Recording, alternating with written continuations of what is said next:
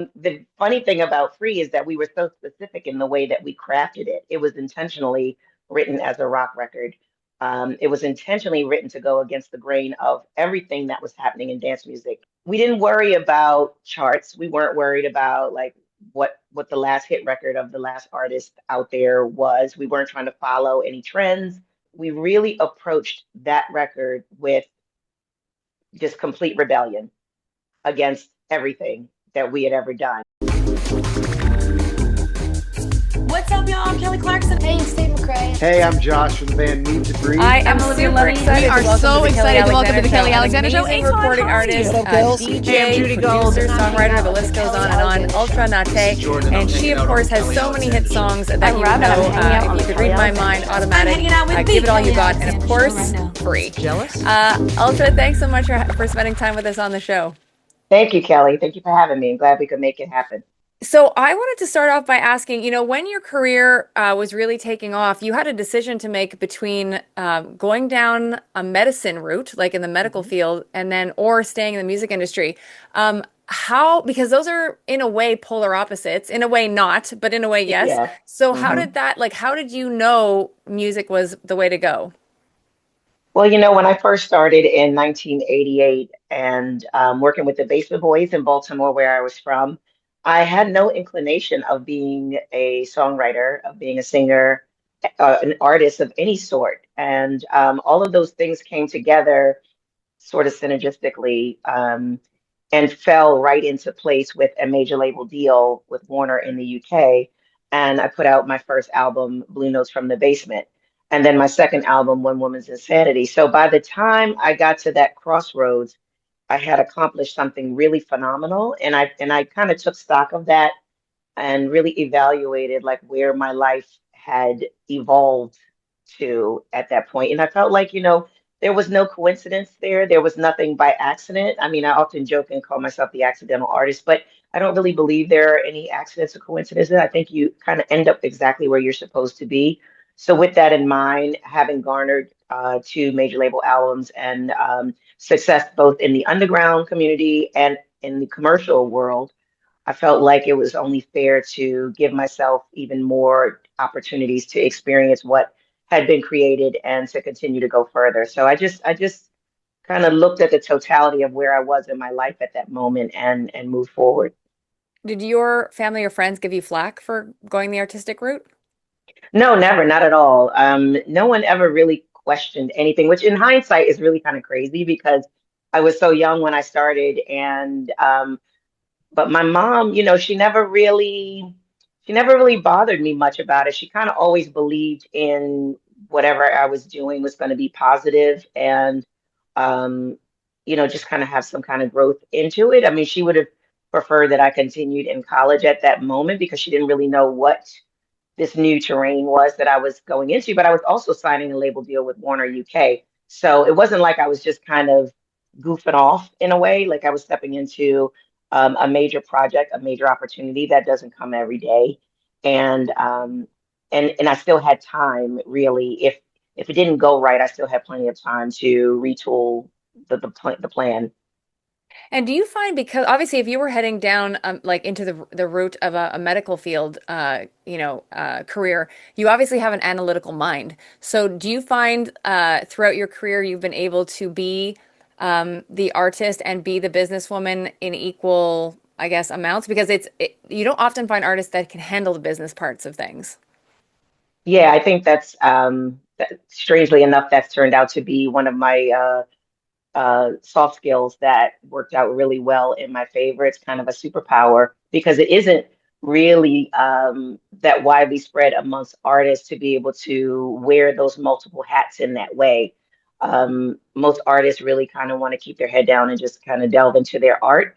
I've always been kind of a sponge on either the academic side, the technical side of things, as well as the creative side of things. And I think having this kind of career really benefited me in that way because I was able to shapeshift where the industry demanded or as time demanded, as things change and evolve with an ever, tricky industry. I was able to easily maneuver into different roles that way. And I think that really ended up benefiting me because I was able to mutate in such a way.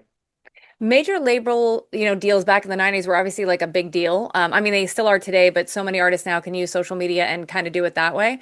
Mhm. Was it challenging dealing with a major label at that time and then, moving over to Strictly? Well, my first album was with the UK label of Warner Brothers, and I think I lived a very charmed experience in that because I was starting in house music when it was still very underground, and there was no template. We were kind of creating the template as we went along. So that gave me a lot of license to explore and delve into things. And I was very lucky and fortunate that my A&R people that signed me directly to my deal, that my management and everyone that was a part of my team and support system really knew and understood who I was as an artist and gave me the license to create, gave me the room to explore, and really leaned into artist development at that time. So I was given the time, the budgets, which is very important, and the infrastructure to be able to learn and grow while creating at the same time and releasing music. Can you talk just a little bit about your relationship with the Basement Boys? And I'm assuming you knew them before Crystal Waters, right? Like, where did the overlap, or was there an overlap? Well, the interesting thing was Crystal and I were both working with the boys at the same time, but we didn't know each other because our studio sessions were never overlapping. Obviously, if they were in the studio writing with Crystal, it wasn't at the same time that they were in the studio writing with me. So I knew of Crystal, but I didn't know her really, really well at the time. And we both kind of started with Basement Boys around the same time because the boys wanted to start building their camp and building their camp of songwriters and artists and all of those things. So they were kind of on a collection, putting this great collective together of artists and songwriters. And so we just kind of synergistically ended up in the same place at the same time, but we didn't know each other directly well until probably a few years later. And when it comes to, because when her like when Gypsy Woman broke, that was a certain vibe. And then when Mhm. Free broke for you, which was a few years later, and obviously you had other songs before that, but like was it a calculated risk or just the way your head was working to have that more rock vibe for Free with regards to how Crystal was very like it just wasn't that, but they're both being produced by Basement Boys. Well, actually, Basement Boys didn't produce Free, and Free came after my Warner Brothers deal was done, and I was no longer in a production deal with the Basement Boys. Okay. When Crystal was having major success with Gypsy Woman here in the United States, my success was more so abroad, and specifically in the UK, because that was the platform that was putting my music out domestically, and I was being pushed to a marketplace that knew, understood, and got garage music, as it was called at the time. So what we considered in the US to be underground, that you would only hear in the underground communities in New York, Jersey, Chicago, Baltimore, where I'm from, you would only hear that music in club culture, whereas Crystal broke through in a commercial way.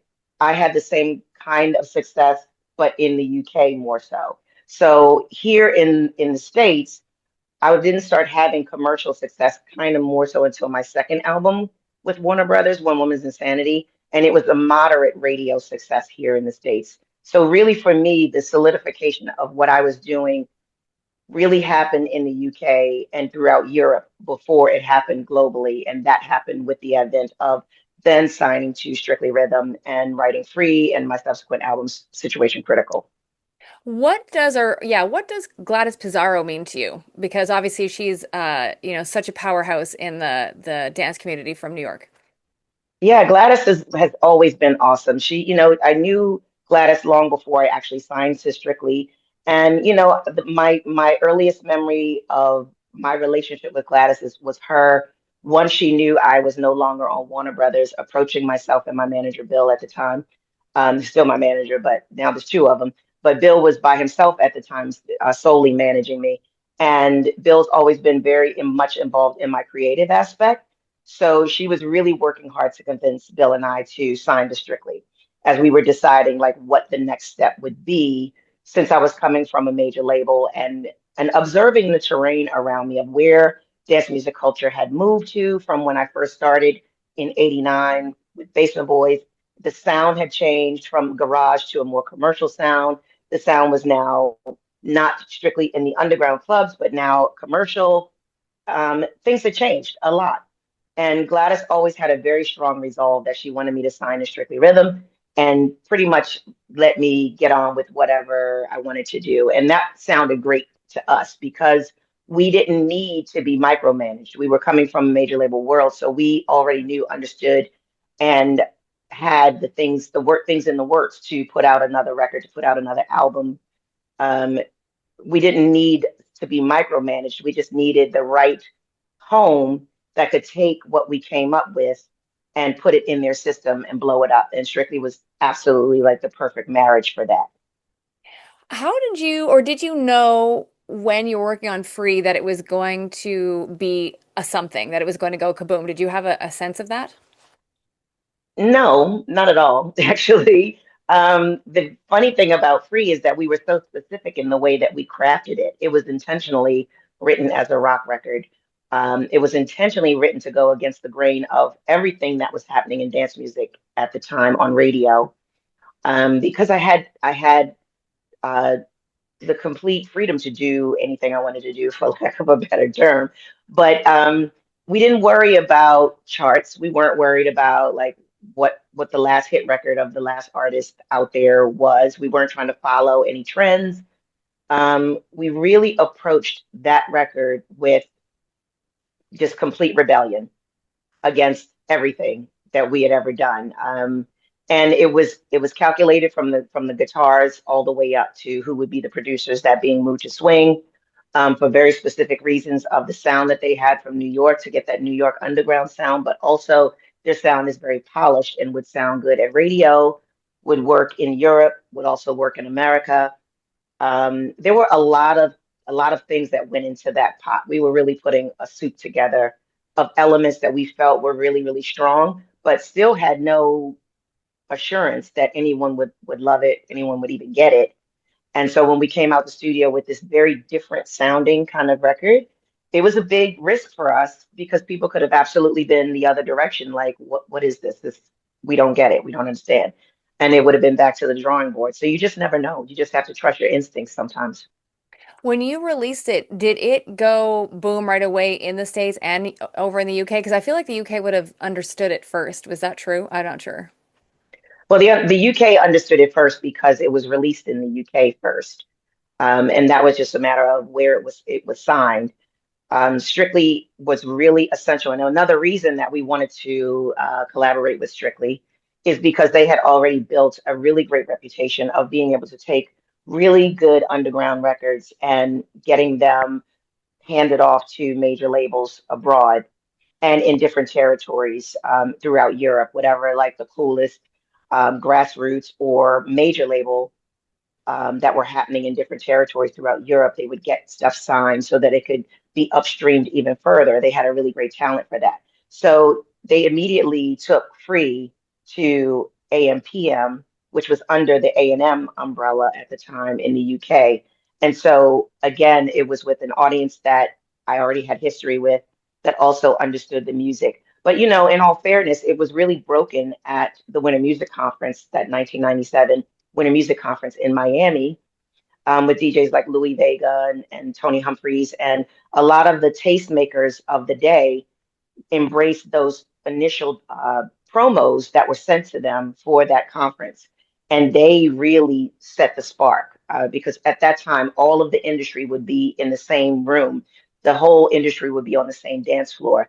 And at that time, you still had what was the record of the conference. And whatever that record was would always go on to be a massive hit throughout Europe. So UK and Europe did start to spark, and then it came to America. Back in those times, did you have certain DJs that you loved from afar and knew you wanted to work with because you felt that they would understand your sound? Because there were so many great DJs back in the day that just, were able to even take like a mainstream artist like a Janet Jackson and work their magic. So who was it for you? Well, they were all my friends anyway. Okay, good. They were all my friends anyway. I mean, of course, David Morales, Frankie Knuckles, I mean, the list is endless. Louis Vega, they've all like remixed, huge pop stars and created these, classics from in the dance world. I mean, David has like a million Mariah Carey, remix accolades to under his belt. Frankie at the time, God bless his soul, Godfather of house music, again, knew how to take these really amazing vocal records, these song-based records, and give them a reimagining for the dance floor. So I've always had that relationship because I was originally a club kid. So I was on these dance floors just as a club kid. But then when I started making music in '89 and releasing my own music, all of them embraced my music. And so I had long time relationships with a lot of those DJs anyway. In that time too, I always wondered because obviously we just talked about Mariah Carey, Janet Jackson, Madonna, like all these people took those big pop stars and had club hits with them. For you guys as like house vocalists, like you, Crystal, Cece Peniston, Martha Wash, like the list goes on, was there, I don't want to say, I don't think competition is the right word, but like, did you guys have any feelings, any sort of way with regards to the pop stars coming in and having your DJs as opposed to you guys doing what you all do together? I mean, I can't speak for anyone else. I personally have never felt that because I feel like whatever shines a light on the genre in a good way really benefits everyone. Everybody, buoys each other, I think, in a way. I think it added more credibility to the genre because, I felt like house music was kind of like the bastard child in America in a lot of ways, is how it started off. Really, it was difficult to say you're a house music artist, a dance artist in this country. It's like, what does that mean exactly? So I think those pop stars that had those big dance records kind of gave more context and definition to what it was that we were doing organically and authentically as artists originating in that scene.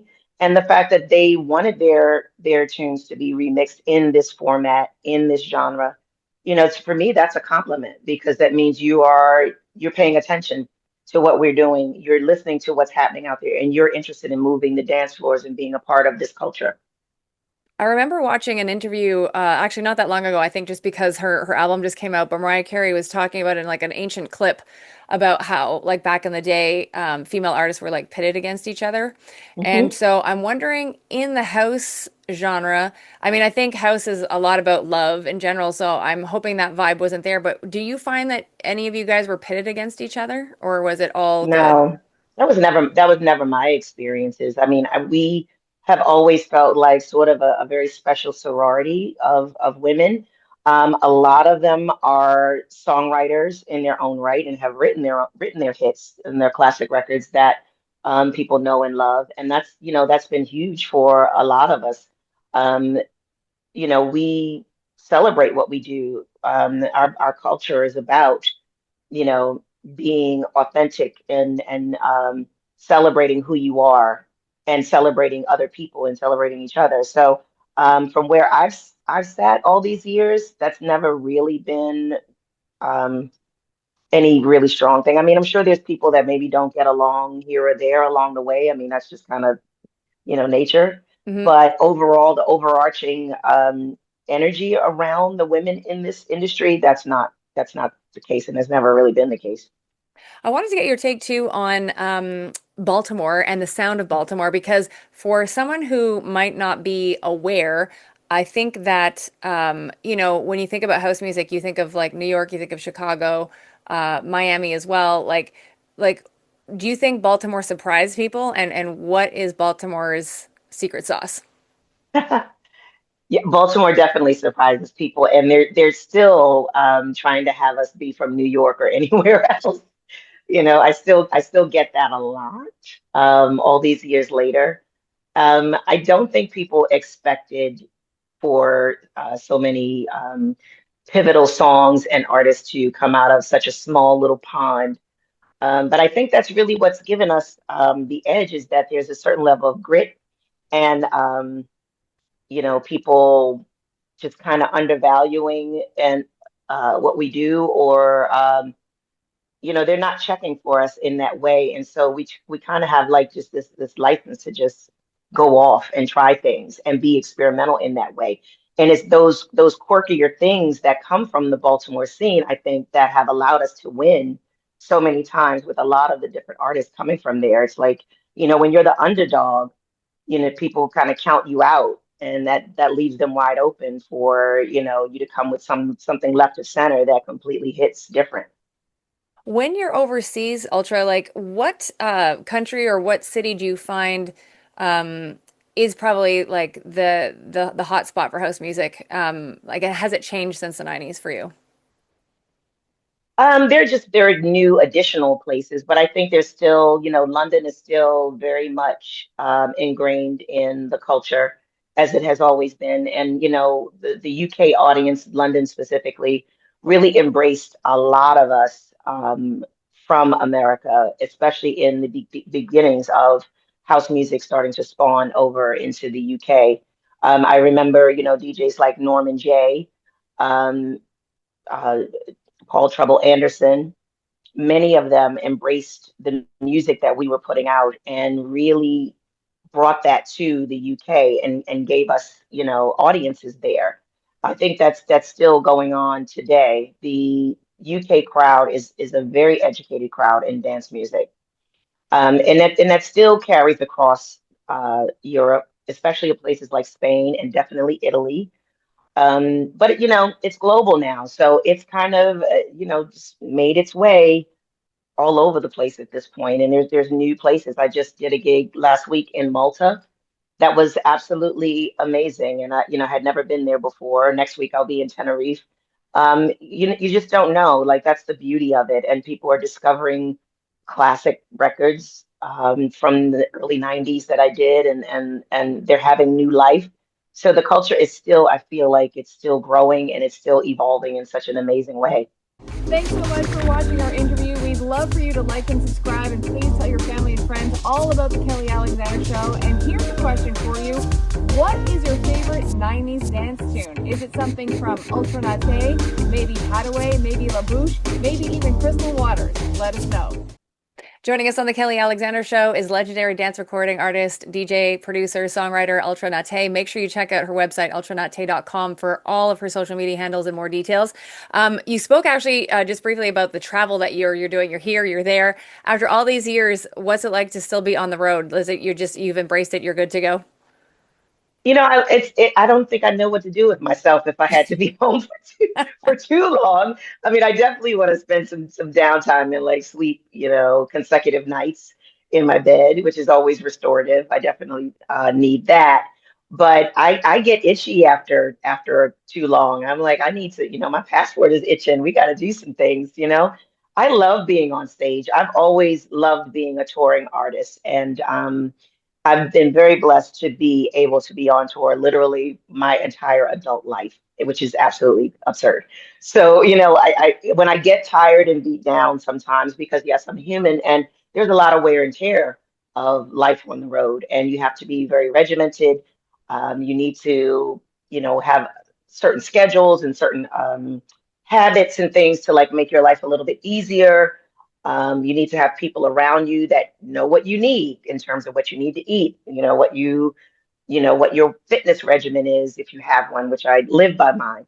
There's a lot of quirkiness that goes into you being the product that you have to take care of. So you have to kind of look at yourself as a thing, and what does this thing need in order to be great? And once you kind of get that figured out, you know how to take care of yourself really, really well. Unfortunately, I still love being on stage. I still love the live aspect, that give and take, that reciprocal energy that happens. I love making people happy and seeing them light up when they hear their favorite song. To me, that's what the real power is in what I do. That's the real joy, because the business itself, that can be up and down. When you talk about success, are we talking about chart hits, or are we talking about records that affect people's lives and make them feel something? It depends on who you're talking to as to what's most important. For me, it's the validation that I get back from people in how I've affected their life. And that's the real joy. I have a two-part question. Why did you decide to add to your list of superpowers DJing? And what's the biggest difference that you find between being like I know it's all kind of, assimilates, but like being a DJ on stage versus you being a vocalist on stage, a performer? Well, the DJing thing really came once again out of necessity. In that, in my home space in Baltimore, I noticed over time by the late '90s that the scene was starting to shrink incredibly. We were losing the venues to go out and dance. We were losing that connectivity, that sense of community because the scene was shrinking. The music had changed. I found that the generation behind us hadn't fallen into the gap in the same way that we fell into the gap behind the generation that we came behind. And so there was no one to take up that space. And, I was still traveling and getting the full thrust of what all of this is about, but I would come home and see my community lagging and suffering. And I just decided at one point to do something about that, and that was start my party called Deep Sugar. It started out as Sugar, but now it's Deep Sugar. That's another story. But when I started the party, I inadvertently started DJing at the same time simply because I just wanted to hear some music one night. And there were no venues, there were no events going on. It was suddenly things became what used to be a really rich and fertile city of house music everywhere suddenly became like a barren land and you couldn't find anything. So I kind of started my own thing. And out of that, the mother of necessity, there you go, I started playing because I wanted to hear the music I wanted to hear. And then it kind of grew on its own and became a party that got bigger and bigger and became doing it domestically in other places, doing it internationally. But with that also came a DJ career out of that. But it wasn't like I ever sat down and said, okay, now I'm going to start DJing because that's the thing to do. It wasn't really like that. It was, I would really love to hear some music tonight. Let's get our 12s together and go over one of our girlfriend's houses and play on her techniques. She's got, a couple of turntables. Let's just go play some music. And literally, that's how it started. That's amazing. And then, yeah, what do you find is the difference between being like a performer vocalist versus your DJ career? I don't know if there's a lot of difference, except in that um, I don't know if it's really different. I just think that there's a different set of uh, needs for each one of the disciplines. Um, there's tech needs more so when it's a DJ set. For the live situation, that's more dependent on my body as well as the tech. So you can kind of take some of that out when it comes to DJing of like what my voice is doing because the voice is very tricky.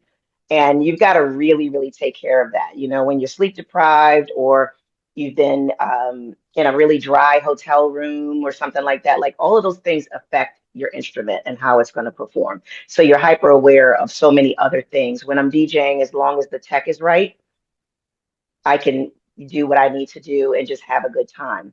In terms of the creative aspect of it, I love music. And I started out, as I said, a club kid. So for me, it's really just playing stuff I want to dance to and just being fully authentic in it and playing in a way that honors the culture that I came from, the people that I grew up listening to, and representing the music the way that I feel connects with people organically. I have to ask you about your Grammy nomination. Which it was a Grammy Oh, nomination, so it's but it's your it's a consideration? consideration. Yes. Okay, great. So how did this come about and do you feel in a good place to get that nomination? Well, that's a little tricky because there's a lot of really big commercial artists that have a lot more bandwidth than us independent kids sometimes. And sometimes I think we are a bit overshadowed because of it, even in those spaces. The considerations list is a great honor because basically it comes together by um, potentially thousands of submissions to the Recording Academy for any given category. And out of those thousands, potentially, it's whittled down to a considerations list, which then becomes a few hundred potentially, depending on how big the category is. So once you're on that considerations list, out of that list, they whittle down to who the five nominees are going to be. But you're still in the soup with a lot of artists that are signed to major labels, have big machines behind them. Um, and the voting body's job is to decide who's making the best of what that category is supposed to be about, not necessarily the popularity contest.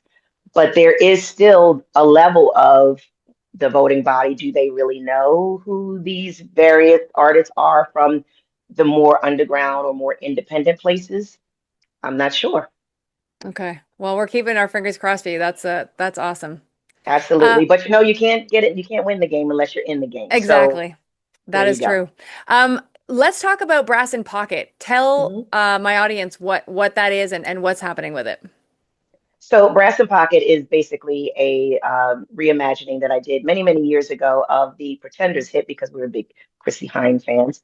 And I've always loved that record. It was always had like the absolute cool factor about it. And I put it out as my first independent project after the major label years and then the Strictly Rhythm years.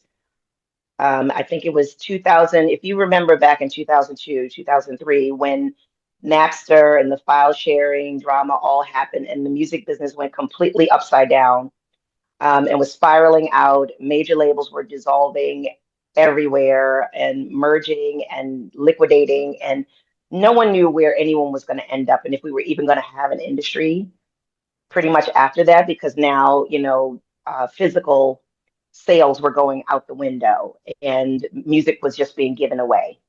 And so there was this complete turmoil, and no one knew what was going to happen with our industry. So I felt at that time, well, there was no point in going for a new record deal because the industry doesn't even know where it's going to be. I went completely independent at that time. So then added label and producer to my long, very long list of things to do.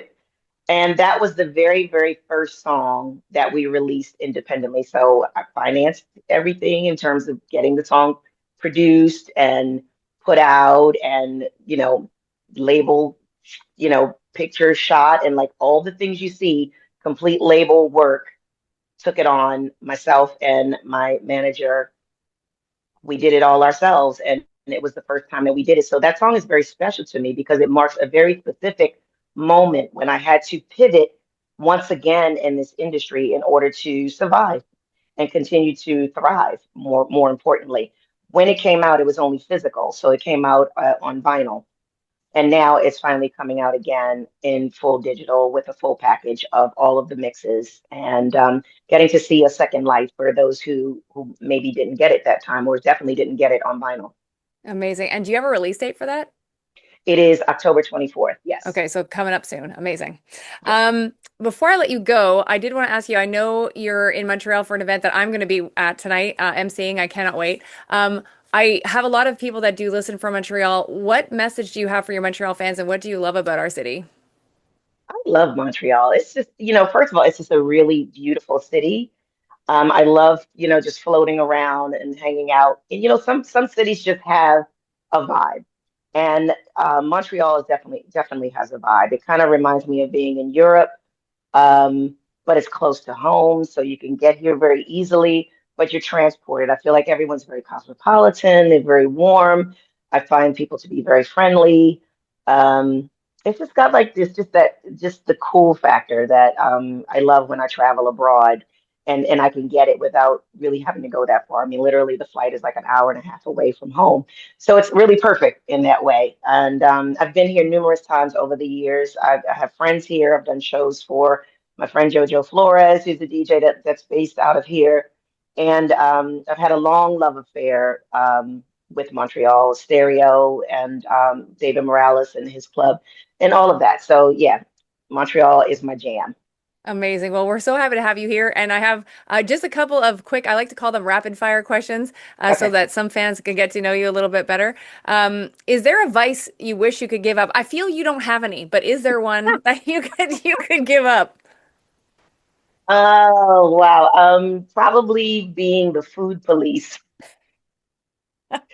My friends all feel so convicted whenever we go out and eat. And even if I don't say anything, they immediately start feeling convicted and start explaining. And I'm just like, hurt. And they're like, I know what you're thinking. I just feel judged anyway. So if I could get rid of like the food police moniker, that would be really great. Hmm. And everybody just kind of relax. And if you ask my opinion, I'm going to give it to you, obviously. But just give me a break, okay? I'm not always judging. Amazing. If you could be in a group text, with either a girl group or a boy band, just for fun, like which group text would you love to be in? Oh wow, that's crazy. Whew, you needed to brief me on that one, Kelly, so I can think about that one. Oh my gosh. Okay, I'll say well, I don't know about that one. Maybe Backstreet Boys, because I was on tour with them many years ago on their US tour, and they were such sweethearts, and they have come back out and they're still killing it and still fly. So yeah. That's amazing. If you could only listen to three artists for the rest of your existence, who three artists would those be? Oh, you are destroying me today completely. Totally destroying me. Three? How do you whittle that down to three? Oh my gosh. I'd say Lenny Kravitz, Shaka Khan, uh, geez, that's what this one's hard. This one's really hard. Mm, oh gosh, I don't know. Just one? Just One more, huh? Uh, I'll say Louis. okay. I'll give it to Louis. Louis, there you go. Louis There we Vega. there we go. He's Um, gonna he's gonna give me the house stuff that I need. if you need to feel better about life, like if you're having a rough day, is there a television show or a movie that you can pop on that makes you feel better about the world? Ooh, no, not really. I don't really watch TV that much, so I can't Okay, say that there's one that really, gives me life. I'll watch like silly stuff from back in the day, like, Sanford and Son or What's Happening, the Jeffersons or something. Like I love to go back into nostalgia, the Archie Bunker show or something ridiculous like that, because it's like it was just, good fun without all of the drama. got it. What is always in Ultra Natte's fridge? Always in my fridge would be a lot of protein items like whole eggs. I'm gonna probably have some almond milk or Yeah. oat milk. I'm gonna definitely have some NAD plus because I'm a health nut.